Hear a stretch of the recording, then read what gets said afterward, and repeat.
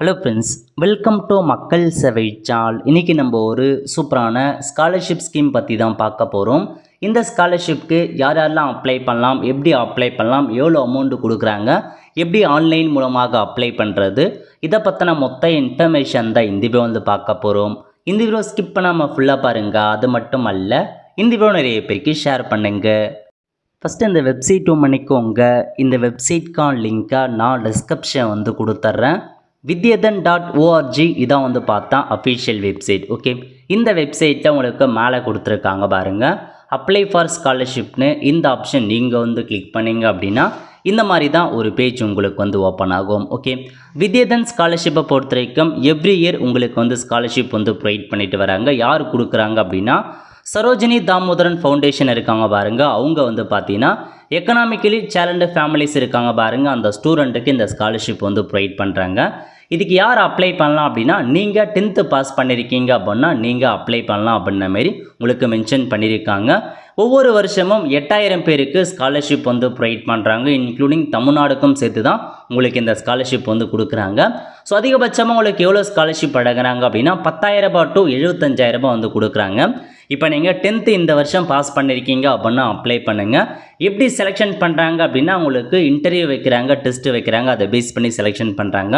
Once நீங்கள் select ஆகிட்டீங்க அப்படின்னா 11th 12th படிக்கிறப்ப 2 வருஷத்துக்கு ஸ்காலர்ஷிப் கொடுக்குறாங்க. நீங்கள் நல்லா படிக்கிறீங்க அப்படின்னா டிகிரி வரைக்கும் உங்களுக்கான ஸ்காலர்ஷிப் கொடுப்போம் அப்படின்றதையும் இதன் மூலமாக மென்ஷன் பண்ணியிருக்காங்க.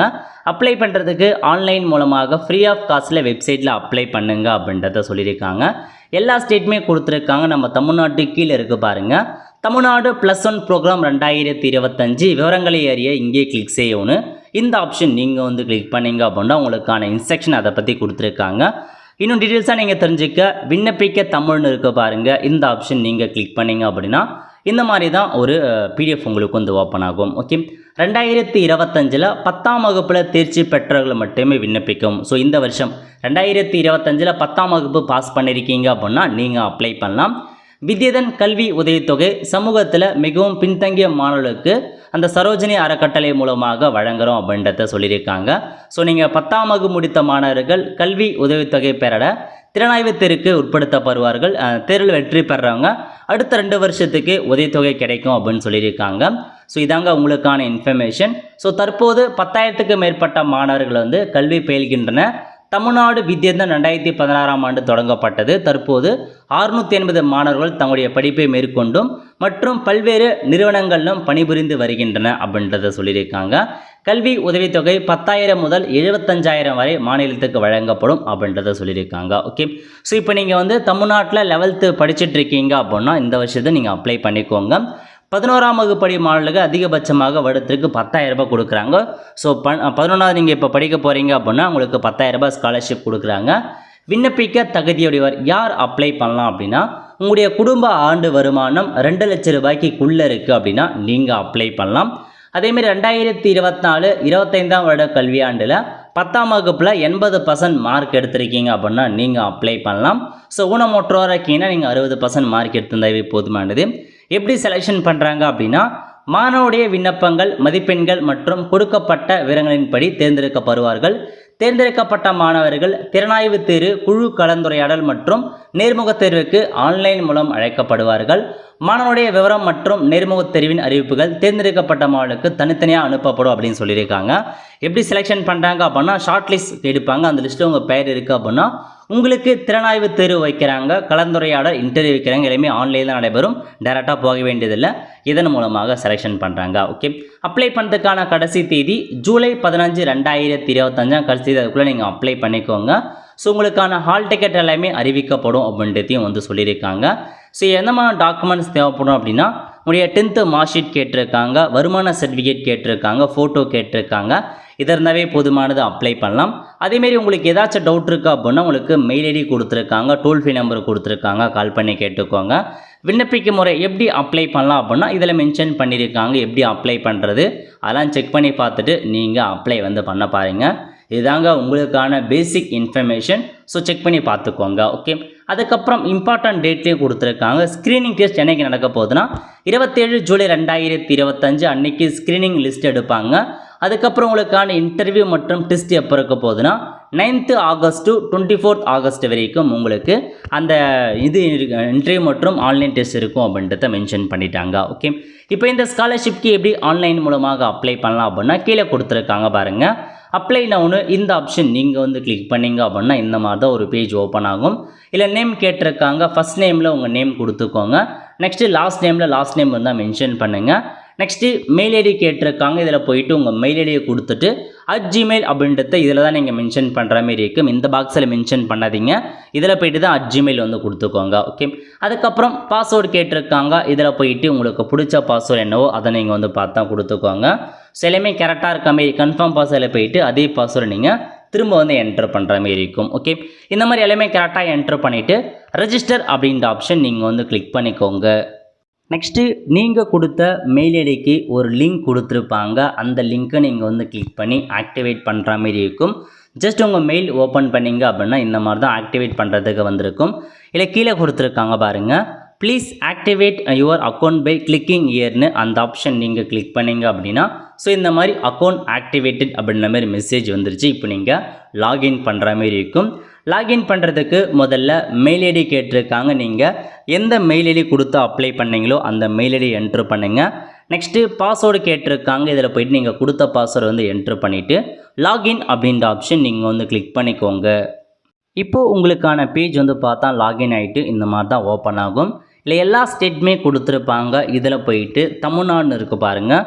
ஸோ தமிழ்நாடு +1 ப்ரோக்ராம் 2025ன்னு இந்த ஆப்ஷன் நிறைய கீழே கொடுத்துருக்காங்க. அப்ளை நவ் அப்படின்ற ஆப்ஷன் நீங்கள் கிளிக் பண்ணிங்க அப்படின்னா டேரெக்டாக இந்த மாதிரி தான் அப்ளை பண்ணுற பேஜ் உங்களுக்கு வந்து ஓப்பன் ஆகும். இப்போ நம்ம 1 by 1 வந்து ஃபில் பண்ணலாம். முதல்ல இன்டர்வியூக்கான பிளேஸ் கேட்டிருக்காங்க, ஆன்லைன் அப்படின்றத நீங்கள் சூஸ் பண்ணிக்கோங்க. அடுத்த கட்டமாக நேம் கேட்டிருக்காங்க, இதில் போயிட்டு உங்கள் நேம் கொடுத்துக்கோங்க. நெக்ஸ்ட்டு ஜெண்டர் கேட்டிருக்காங்க, நீங்கள் மேல்னா மேல் கொடுங்க, ஃபீமேல்னா ஃபீமேல் அப்படின்ற ஆப்ஷன் நீங்கள் கிளிக் பண்ணிக்கோங்க.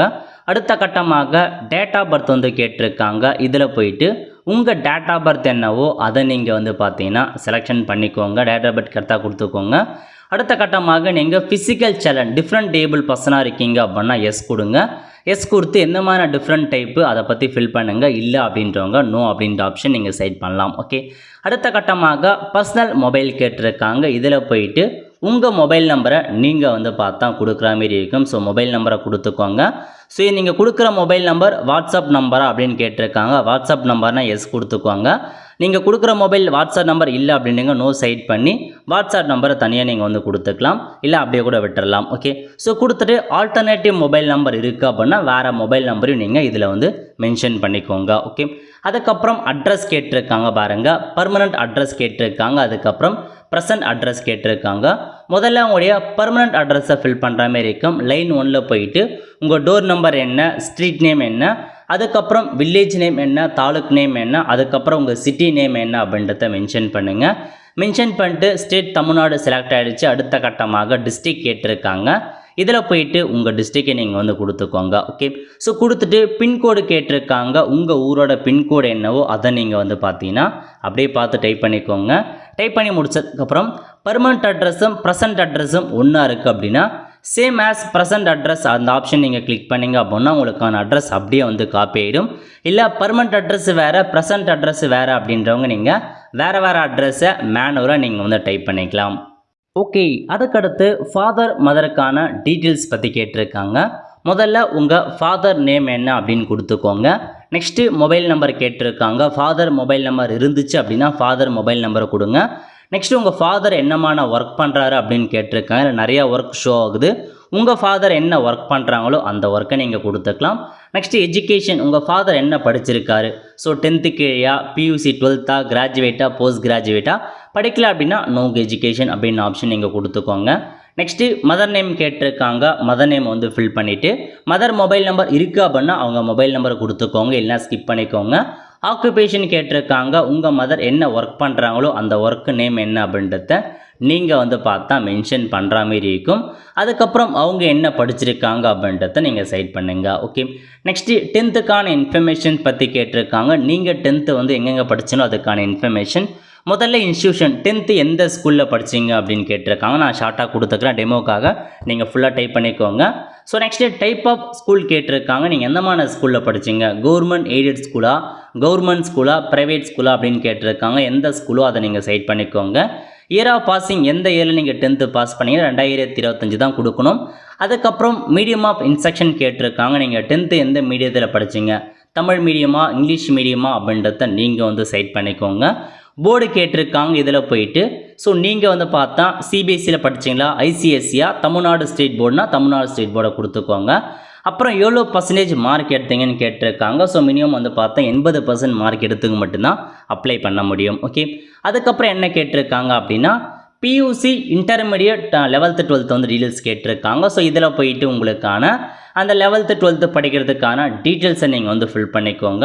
ஸோ பியூசி பிரான்ச்சை பற்றி கேட்டிருக்காங்க. நீங்கள் இப்போ 10th முடிச்சிட்ருப்பீங்க. 11th நீங்கள் எங்கே ஜாயின் பண்ணியிருக்கீங்களோ அதுக்கான இன்ஃபர்மேஷன்ஸை ஃபில் பண்ண பாருங்கள். 11th வந்து என்ன கோர்ஸ் படிக்கிறீங்க, ஆர்ட்ஸ் அண்ட் கம்யூனிட்டியா, பயாலஜி ஃபிசிக்ஸ் கெமிஸ்ட்ரியா, காமர்ஸா, டிப்ளமோவா, இல்லை வந்து பார்த்தா டிப்ளமோ வொகேஷனல் கோர்ஸா, மேக்ஸ் ஃபிசிக்ஸ் கெமிஸ்ட்ரி கம்ப்யூட்டர் சயின்ஸா அந்த மாதிரி கேட்டிருக்காங்க. ஸோ நீங்கள் 11th என்ன படிக்கலாம் அதை சைட் பண்ணிட்டு இயர் ஆஃப் பாசிங் வந்து கேட்டிருக்காங்க. ஸோ இயர் ஆஃப் பாசிங்கை பொறுத்த வரைக்கும் நீங்கள் ஸோ எப்போ பாஸ் பண்ணுவீங்க அப்படின்றத நீங்கள் வந்து பார்த்தா கொடுத்துக்கலாம். அதிகபட்சமாக நீங்கள் 12th வந்து சைட் பண்ணிக்கோங்க.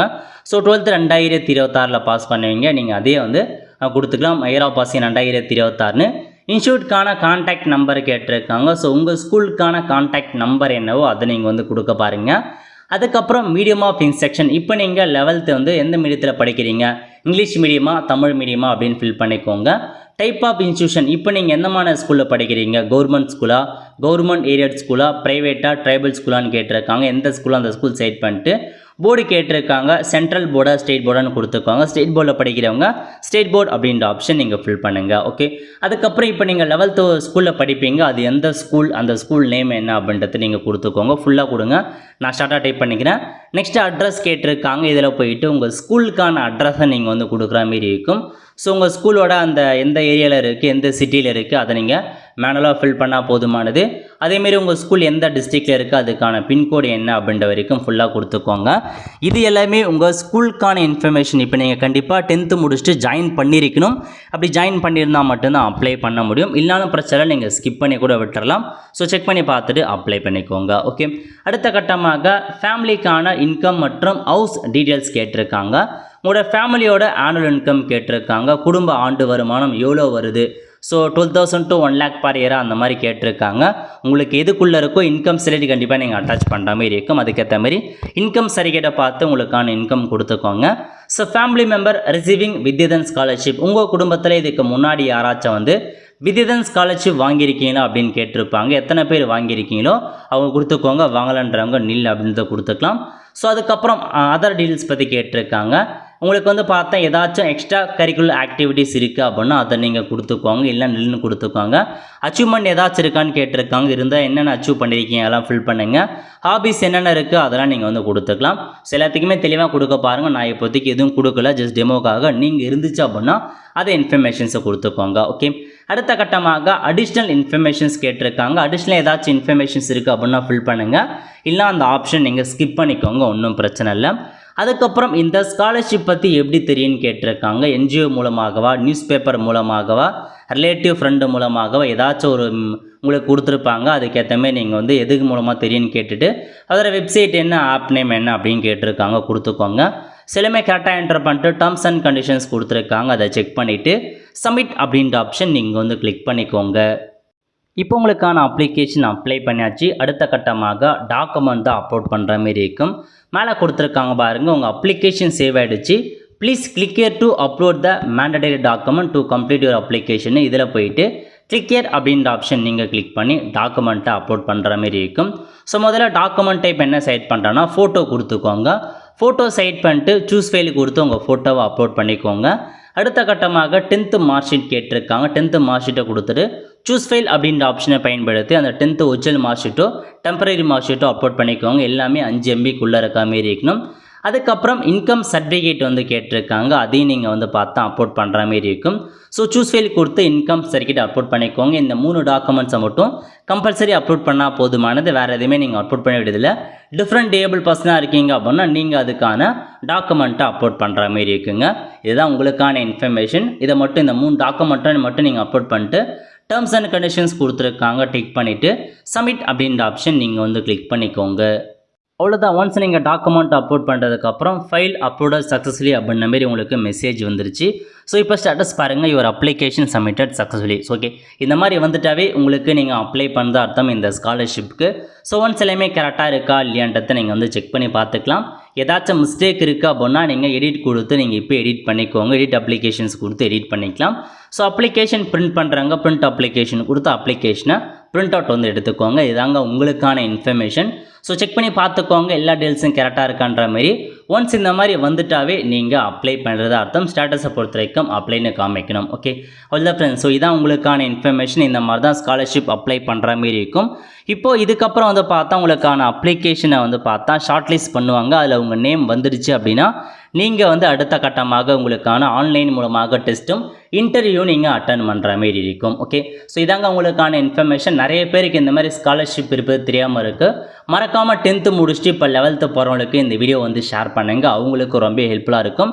ஏன்னா இயர்லி 10,000 ரூபாய் கொடுக்குறாங்க, 2 வருஷத்துக்கு 20,000 ரூபாய். நீங்கள் நல்லா போனீங்க அப்படின்னா டிகிரி வரைக்கும் உங்களுக்கான ஸ்காலர்ஷிப் தொடரும் அப்படின்றத சொல்லியிருக்காங்க.